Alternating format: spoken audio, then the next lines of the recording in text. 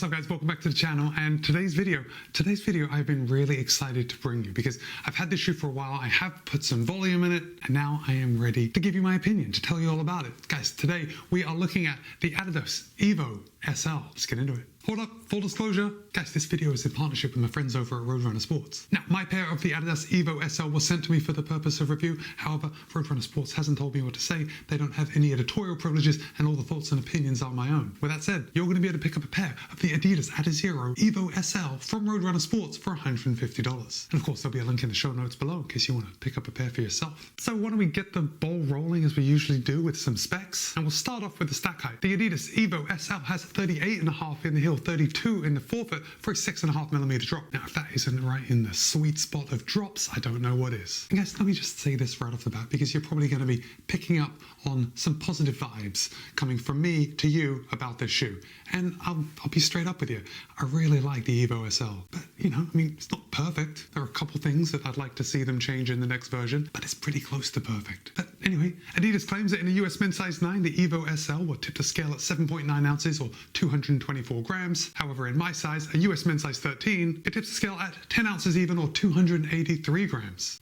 Now, of course, in my size, anything under 300 grams, I think of as pretty light. But what about the competition? What would I compare the EVO SL to if I were also shopping for some other shoes? And there's actually quite a few. I think one we have to consider is the New Balance Rebel V4. Now, the Rebel V4 will only cost you $140, so it's $10 less than the EVO SL. We have 30 in the heel, 24 in the forefoot for a 6mm drop. And in my size, it weighs in at 9.1 ounces or 254 grams. So it's also a little lighter than the EVO SL. Next up, I think the Brooks Hyperion 2. Now guys, the Brooks Hyperion 2 will also only cost $140. And here we have a little less stack height. We have 30 in the heel, 22 in the forefoot for an 8mm drop. And in my size, it tips the scale at 8.5 ounces or 241 grams. So it actually weighs 41 grams less than the EVO SL. Next up, let's take a look at the Hoka Mark 6. Guys, again, $140 against the EVO SL's $150. Now, the Hoka Mark 6 has 37 in the heel, 32 in the forefoot for a 5mm drop. And in my size, it weighs in at 9.9 ounces or 282 grams, which is 1 gram less than my size of the EVO SL. And then finally,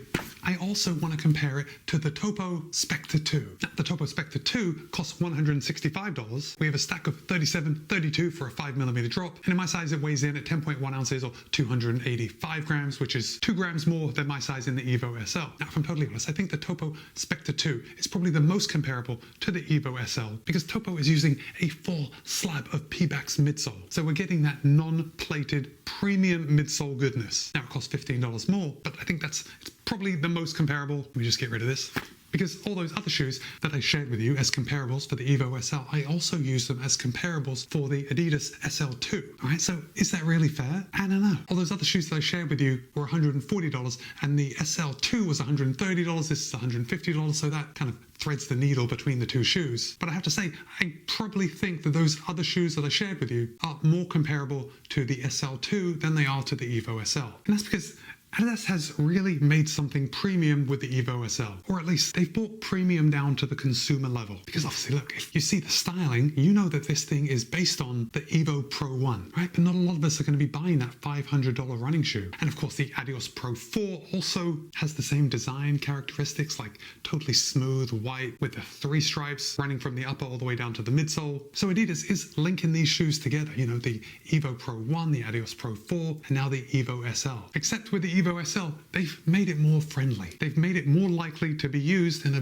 daily situation. And while I would probably describe the EVO SL as an up-tempo daily trainer, you know, a non-plated up-tempo daily trainer, guys, I gotta say that for $150, I think this would be a pretty good option as just your daily trainer. Now, we'll talk more about ride when we get to that section, but let's talk about some of the materials because I want to talk about this heel collar right here, and Adidas has made it very user-friendly. Like, there's plenty of padding around this heel collar. Although there's not a lot. It doesn't have that daily trainer level of padding around the heel collar, but it's enough to get the job done. It's enough that when you put your foot in, it's going to be very comfortable, and no one's going to be complaining about heel collar comfort in the EVO SL. They've done well. They've also added a very rigid heel counter, which I don't know about you, but I like it. I like that in a training shoe. In fact, I like a heel counter in my racing shoes, but a lot of companies tend to do away with it in their racing shoes. You know what I mean? It does get a bit floppy. In fact, hold on, let me just reach back. I do have a pair of the Adidas Pro 4s right here, and look at this. Yeah, you can see the difference. Like, there's almost no reinforcement in this heel of the Adidas Pro 4, and because we've added a sturdy heel counter to the EVO SL, we're basically going to be eliminating any heel slip that we might get. And look, some of you may not experience any heel slip when you don't have a heel counter, but I know that at least some of you do. For me, it doesn't really become an issue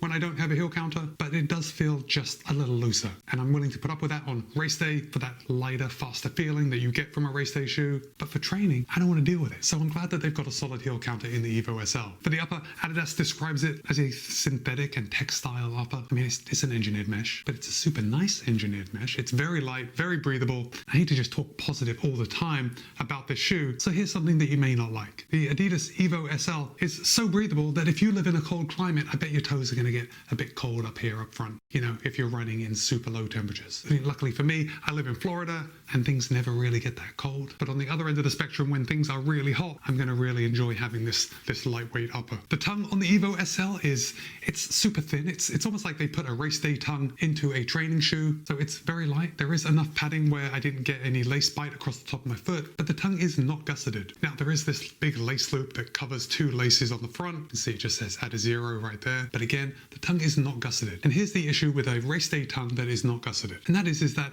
it's very thin. So you have to make sure your foot is seated right in the EVO SL. And if you have any experience with the Adidas Pro 3, you know exactly what I'm talking about. But that tongue is so light and wispy on the sides that sometimes it can bunch up under the sides of your foot. Is that really a problem? For me, no. As long as I make sure that my foot is seated right and the tongue is wrapped around my foot, I didn't experience that tongue wrapping up after the fact. But let's say you're in a hurry, you put your foot in and it kind of bends up and doubles up on your foot, you might get a hot spot. I could see that happening, but for me, it didn't. And no, next year in the EVO SL2, I'd probably like to see a gusseted tongue, but honestly, for performance, not really a big deal. But overlays, obviously, I mean, these are the biggest standout feature of the entire shoe. We've got the 3 stripes that go from the eyelet chain all the way down to the midsole. Got an underlay coming around the toe box just to keep that upper off your foot. We have the standard reinforcements coming right along the eyelet chain, and then there is just a little more reinforcement right along the heel. A couple of overlays on both sides, and of course that internal heel counter again. We do have the extra hole in case you wanted to do the lace lock method, but as I have explained ad nauseum, I didn't have any heel slip in this shoe, so I didn't actually test that out. Oh, for those that this matters to, there is no heel pull on the EVO SL. Again, probably not such a big deal when you have a shoe with a solid heel counter because your foot's able to just slide right in with no issue. So again, that's not really a problem. But let's come down to the midsole, because I think this is the banner feature of the EVO SL. The EVO SL is using a full slab of Light Strike Pro. Now, we all know that Adidas kind of mixes up their formulations of Light Strike Pro depending on what shoe they're putting it in, but the Light Strike Pro in the EVO SL is the same formulation as used in the Adidas Pro 3. So that's a pretty snappy formulation, right? I mean, I ran the Berlin Marathon in the Adidas Pro 3 and things worked out pretty well for me. Now again, this is not plated, so you're not going to have that propulsion of the carbon fiber rods, but it's still a pretty fun and responsive foam. Okay, let's just come down to the outsole. We can see we have a good amount of continental rubber here on the forefoot, and we have these 2 little pieces of rubber here on the lateral and medial sides of the heel. And look, even though this continental rubber is quite smooth. I mean, it's very smooth. I have run in the rain several times in the EVO SL. I didn't experience any issues with grip. And as far as wear goes, I mean, it's really standing up pretty good. I tell you, my biggest complaint is nothing that's going to interest you guys, but you see the discoloration of this exposed Light Strike Pro foam? You know, when I got this shoe, it was so beautiful and white and new. It just looked so fresh and clean. And then one run and it's totally discolored. In fact, for me at least, that was the biggest problem about running in the shoe. I just think it looks so sharp that I wanted to keep it fresh and new, but that's not what it's made for. Okay, let's talk about the ride, because I think the ride is why you are actually going to be thinking about buying this shoe. You are going to be looking for it to give something back to you. And I can tell you, at least, I can't tell you, I'm going to give you my opinion. But my opinion is that you're going to be pretty happy with this shoe. The EVO SL is comfortable, it's responsive, and it's got a big enough stack where it could handle the marathon. So if you are someone that doesn't want to buy a specific shoe for race day, you want to train in a shoe, you want to race in a shoe, I think the EVO SL is something that you could look at. Now remember, it's non-plated, so perhaps if you like that additional propulsion, or at least feeling of propulsion that a plate gives you, you might want to look elsewhere, maybe to the Boston 12. But I actually like how the EVO SL rides much much more than the Boston 12. I've already said this is good for all speeds, but I just want to reiterate that. I have taken the EVO SL out on many easy runs. I've taken it out on intervals, and I've run tempo runs in it. And it really is a solid all-rounder. The aesthetic, again, I think it's a sharp shoe. What do you think? Drop a comment and let me know if you like how it looks, or better yet, if you don't like how it looks. I'd love to hear a different opinion. Oh, I knew there was one more thing I wanted to tell you, and that is Adidas has made the rocker point 60% from the heel. Okay, so that's probably about there. And that's where the toe spring starts, and then it comes up. Now that is the same rocker point percentage that they're using in the EVO Pro 1 and the Adios Pro 4. Now, I want to say the Adios Pro 3 had its rocker point at 70%, so just a little further forward, but by moving the rocker point back to 60%, the EVO SL and the other shoes, Adios Pro 4, EVO Pro 1, are going to be a little more aggressive. Now, maybe that's a good thing for you, maybe it's not, but I still found it to be very comfortable and very kind of quick to run it. By quick, I mean like it's very easy to get a good turnover in the EVO SL. Now look, I know a lot of people sometimes say that I am too positive with my shoe reviews, and while a lot of the times I feel like I'm able to argue that there are certain parts of certain shoes that I don't always like, I gotta be right up front and tell you there's not much about this shoe that I don't like. I think Adidas is going to sell an absolute boatload of these. So when they go on sale, I'd recommend don't think, just buy. Remember, you can always return it, but I'll be honest, you're not going to be returning it. Anyway, it's Matt B. This has been my review of the Adidas Adizero EVO SL. Be kind, be happy, run well. See you in a couple of days.